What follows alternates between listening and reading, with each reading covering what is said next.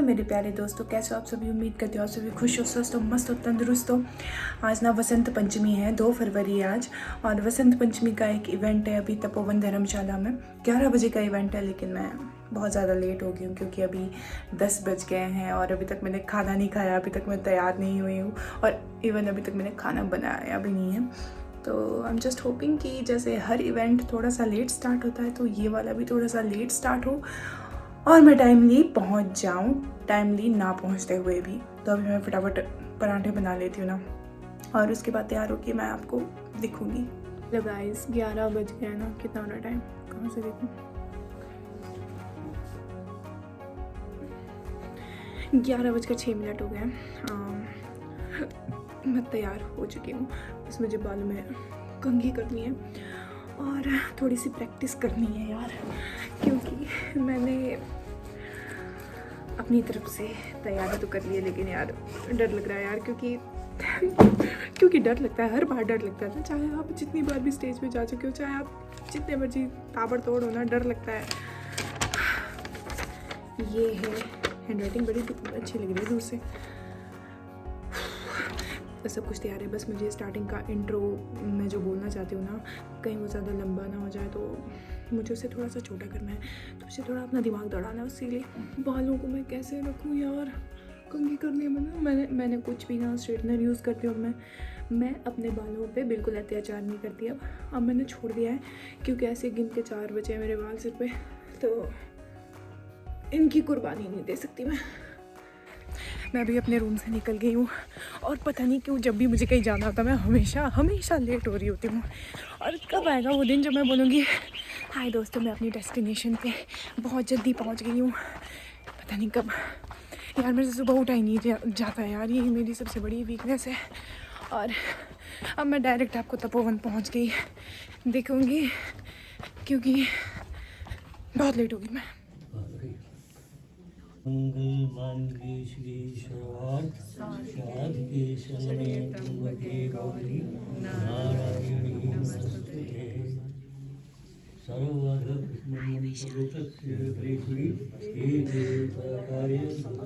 जब भी जाते हैं कहीं तो कहते मेरा फोटो जरूर खींच लेना, क्योंकि मैंने घर में दिखाना है। तो कहेगी कि कहाँ गए थे, झूठ बोला है कि कविता जितनी उधर लगी उतनी उधर इधर ही लगी, बराबरी लगी है। फिर तो सबका ही धन्यवाद होना चाहिए।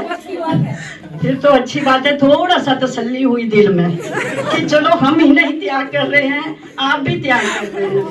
तो सबका बहुत बहुत धन्यवाद। आज के कवियों के लिए एक बहुत अच्छा मिसरा है। हाँ जी, जितनी उधर लगी है उतनी शुक्र है यही बोला कि जितनी उधर लगी है उतनी इधर लगी है। आग का शब्द इस्तेमाल किया, शुक्र है। नहीं तो ये होना था कि जितनी आग उधर लगी है उतनी आग इधर भी लगी है। की जरूरत सीएचपी में पढ़ती हैं, तो जोरदार तालियों से स्वागत कीजिए इनका। सबसे पहले तो आप सभी को मेरा नमस्कार और बसंत पंचमी की हार्दिक शुभकामनाएं। बसंत पंचमी यानी कि सर्दियां खत्म हो गई और बसंत ऋतु का आगमन हो गया, क्यों? लेकिन आपको लगता है कि अब सर्दियां पहले की सर्दियों जैसी नहीं है, ना ही बरसात पहले जैसी होती है। या तो बहुत ज़्यादा बारिश हो जाती है या फिर कभी सूखा पड़ जाता है। और पिछले साल की गर्मियों का तो आप सभी को अंदाज़ा होगा ही।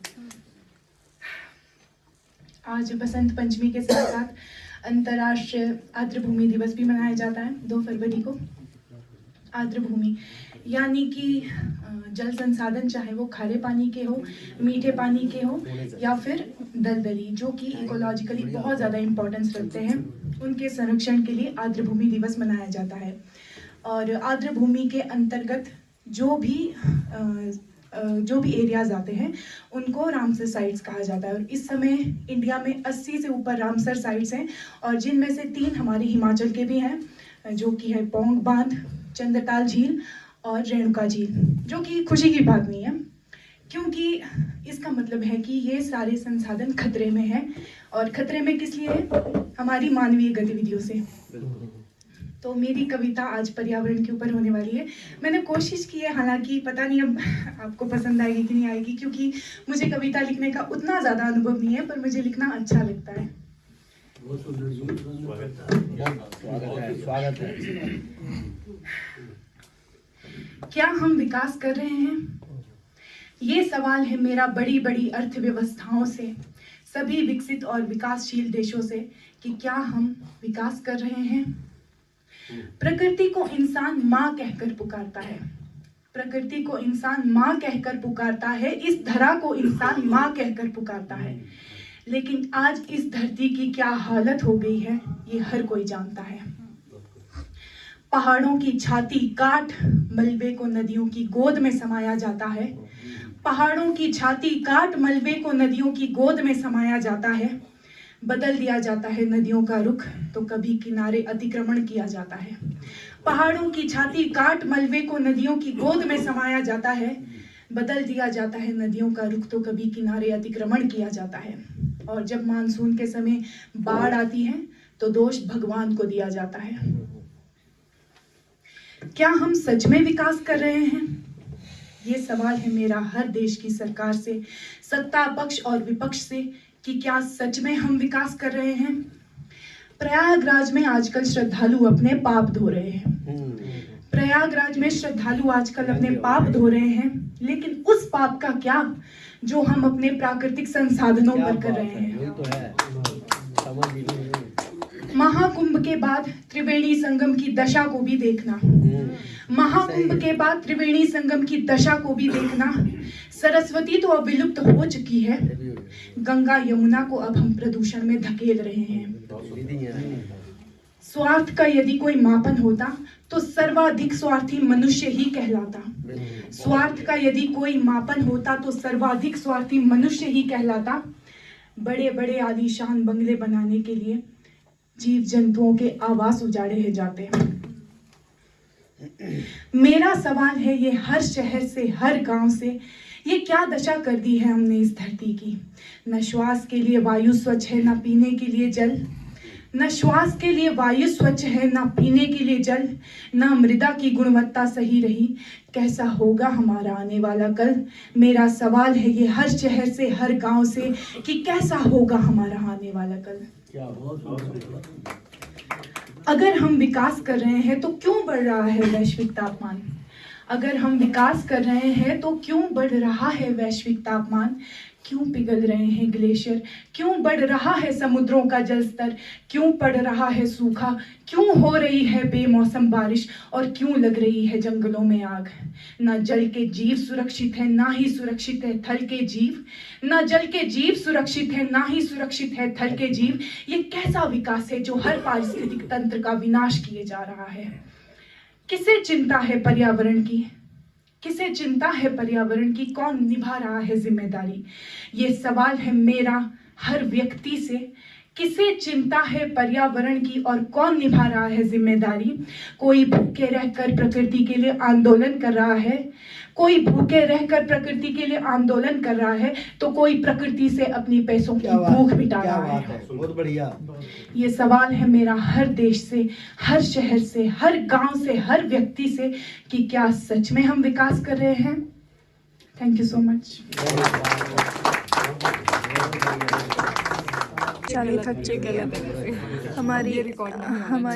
हमारा छोटा पैकेट अब थक चुकी है, लेकिन आप इसकी कविताएं सुनना यार। अब पता नहीं मैं अलग से वीडियो डालूं कि इसी में इंक्लूड करूं, तब पता चलेगा। इस मासूम चेहरे के पीछे जो दमदार आवाज़ है, इस मासूम चेहरे के पीछे शेरनी छुपी है। बैठ जाओ। ना ही मैं लक्ष्मीबाई सी झांसी की रानी बन पाई, ना ही बनी मैं जोधाबाई सी, ना ही मर्दानी कहलाई। ना ही मैं लक्ष्मीबाई सी झांसी की रानी बन पाई, ना ही बनी मैं जोधाबाई सी, ना ही मर्दानी कहलाई। मैं कहलाऊं अबला नारी, मुझे बात नहीं स्वीकार है ये। मैं कहलाऊं अबला नारी, मुझे बात नहीं स्वीकार है ये। मुझे होना है बेबाक है मांग मेरी, मेरा अधिकार है ये। मंचासीन सभी प्रबुद्ध जनों को वैशाली विष्ट का प्यार भरा नमस्कार। ज्यादा भूमिका नहीं बांधूंगी, एक छोटी सी कविता लेकर प्रस्तुत हुई हूँ जिसका शीर्षक है बाकी सब ठीक है। कुछ उम्मीदें टूटी, टूटी कुछ ख्वाहिशें भी। कुछ उम्मीदें टूटी, टूटी कुछ ख्वाहिशें भी। टूटा तो भरोसा भी किसी का, पर बाकी सब ठीक है। कुछ उम्मीदें टूटी, टूटी कुछ ख्वाहिशें भी। टूटा तो भरोसा भी किसी का, पर बाकी सब ठीक है। कोई खेल रहा सोने में, कोई भूखा सो रहा कोने में। कोई खेल रहा सोने में, कोई भूखा सो रहा कोने में। अभी वक्त लगेगा, अभी वक्त लगेगा देश को एक होने में, पर बाकी सब ठीक है। करके दरिंदगी बन जाते हैं अपराधी बेचारे, करके दरिंदगी बन जाते हैं अपराधी बेचारे। पैरवी को उन्हें भी मिल जाते हैं वकील नकारे। करके दरिंदगी बन जाते हैं अपराधी बेचारे, पैरवी को उन्हें भी मिल जाते हैं वकील नकारे। कानून सजा के दस्तावेजों में सिमटे सारे, पर बाकी सब ठीक है। जनता से वादे होते बड़े बड़े, जनता से वादे होते बड़े बड़े, पर साथ कोई कभी ना खड़े। जनता से वादे होते बड़े बड़े, पर साथ कोई कभी ना खड़े। यहाँ फाइलें बंद हो जाती पड़े पड़े, पर बाकी सब ठीक है। धन्यवाद। होती लड़ाई कभी अल्लाह के नाम, होती लड़ाई कभी अल्लाह के नाम, तो कभी वजह इसकी बनते राम। होती लड़ाई कभी अल्लाह के नाम, तो कभी वजह इसकी बनते राम। यहाँ उलझा सा है हर ताम झाम, पर बाकी सब ठीक है। बड़ी बड़ी बातें होती बदलाव की, बड़ी बड़ी बातें होती बदलाव की, आता कभी सोच का सैलाब भी। बड़ी बड़ी बातें होती बदलाव की, आता कभी सोच का सैलाब भी। यहाँ बदलाव का दिखाया जाता सिर्फ ख्वाब ही, पर बाकी सब ठीक है। धन्यवाद। बिल जो जरूरी वो ना होते सैंक्शन, बिल जो जरूरी वो ना होते सैंक्शन, बंद हो जाती सरकारी कर्मचारियों की भी पेंशन। बिल जो जरूरी वो ना होते सैंक्शन, बंद हो जाती सरकारी कर्मचारियों की भी पेंशन। यहाँ और भी बहुत सी है टेंशन, पर खैर बाकी सब ठीक है, सब ठीक है। धन्यवाद। अब जरा पेट पूजा की जाए। सभी कवियाँ लाइन पे, सभी कवि लाइन पे लगे हैं।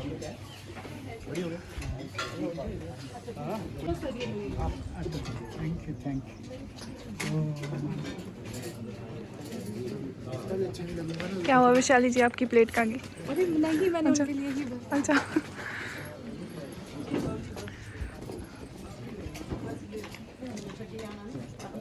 कवियों की प्लेट में भर भर के खाना है, क्योंकि कवियों को भी भूख लगती है। कुछ ज़्यादा ही ले लिया यार मैंने। इस कवि की प्लेट में कितना खाना है? दिमाग खर्च हो गया सुबह से। भी सम्मेलन समाप्त हुआ और मुझे बहुत अच्छा लगा, बहुत अच्छा लगा मुझे। और पता है इस चीज़ को मैं इतना मिस कर रही थी ना दोस्तों। मैं आप लोगों को अपनी तरफ से यार एक अपना पर्सनल एक्सपीरियंस बताती हूँ, आपको भी काम आएगा अपनी ज़िंदगी में।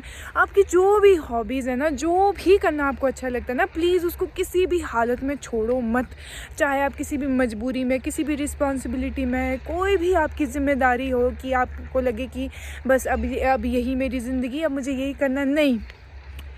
आपकी भी अपनी ज़िंदगी है, आपको भी अपने आप को खुश रखना है। इसलिए आपको जो मन करता है ना, जिस चीज़ में आपको खुशी मिलती है वो करना चाहिए।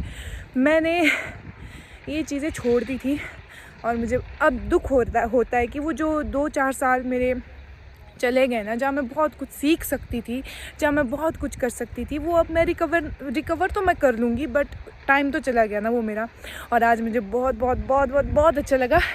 इतने सारे एक्सपीरियंस्ड लोग थे वहाँ पे, मतलब इतने महान हस्ती थे ना, और उनके मुंह से अपनी तारीफ़ सुनना मतलब इतना ओवरवेलमिंग लगता है ना, मतलब इतना अच्छा लगता है। और एक सर ने मेरी आवाज़ की तारीफ़ की कि आपकी आवाज़ बहुत अच्छी है, आपको रेडियो जॉकीज़ वगैरह में ट्राई करना चाहिए। सर ने मुझे एक और आइडिया दे दिया, शायद मैं यहाँ पे भी एक एक्सपेरिमेंट कर दूँ खुद पे। मेरे को ना इतना एक्सपीरियंस नहीं है लिखने का, बट चलो मैं सीख रही हूँ, हर स्टेप पे मैं सीख रही हूँ। और लाहौल के एक सर भी है यहाँ पे, धर्मशाला यूनिवर्सिटी में पढ़ाते हैं, तो अपने लाहौल के लोगों को देखना ना सब बहुत अच्छा लगता है यार। और हाँ, लाहौल वालों से मैं एक बात बोलूँगी कि हमारी रिप्रेजेंटेशन ना हर जगह पे बहुत कम है। अच्छा, और हमें अगर कुछ चीज़ आती है ना, तो हमें आगे बढ़ना चाहिए, हमें वो चीज़ें करनी चाहिए। क्योंकि मैं जहाँ भी जाती हूँ ना, जिस भी कवि सम्मेलन में जाती हूँ, वहाँ पे लाहौल से कोई भी नहीं होता। कुल्लू से भी होते हैं, कांगड़ा से तो बहुत ज़्यादा होते हैं, और हर डिस्ट्रिक्ट से होते हैं यार, पर हमारे लाहौल के ना होते ही नहीं है। मैंने तो देखे ही नहीं, होंगे भी तो बहुत कम होंगे, पता नहीं। अगर प्लीज़ यार अपने अंदर का जो टैलेंट है ना, प्लीज़ अपने अंदर दबा के मत रखो। कोई कुछ नहीं बोलता, कोई कुछ नहीं सोचता है, प्लीज़ जो मन करता है ना वो किया करो। और क्या बोलूँ, और बस इतना ही व्लॉग अब मैं शायद यहीं पे एंड करूँ, क्योंकि अब मेरे पास कुछ बोलने के लिए नहीं है। आप धौलाधार की वादियाँ देखो पीछे, और मेरे पीछे का व्यू देखो कितना मस्त है। और क्या बोलूँ यार, मिलते रहेंगे और ऐसी ऐसी कविता। और हाँ, और सबसे बड़ा थैंक्स मैं ना वैशाली को बोलूँगी। और वैशाली, तो ये व्लॉग देख रही है ना, तो थैंक यू सो मच। मैंने तुम्हें सामने से भी थैंक यू बोला, पर जितना तुम्हें मैं थैंक यू बोला ना उतना कम है, क्योंकि मैं बिल्कुल गायब हो चुकी थी। मुझे ये कवि सम्मेलनों की जो भी खबर है ना, वैशाली बता दी है मुझे, और उसी ने मुझे थोड़ा मोटिवेट किया कि दी करो यार, करो, कुछ नहीं होता है। मैं तो छोड़ चुकी थी, पर ऑल थैंक्स टू वैशाली, जिसने मुझे हेल्प किया धीरे धीरे वापस से ट्रैक पे लाने का। और यार आप वैशाली को देखना यार ज़रूर, क्या लड़की है। बस अब मैं अपना व्लॉग यहीं पे एंड करती हूँ। आप मेरे साथ जुड़े रहिए और सब्सक्राइब करें मेरे चैनल को।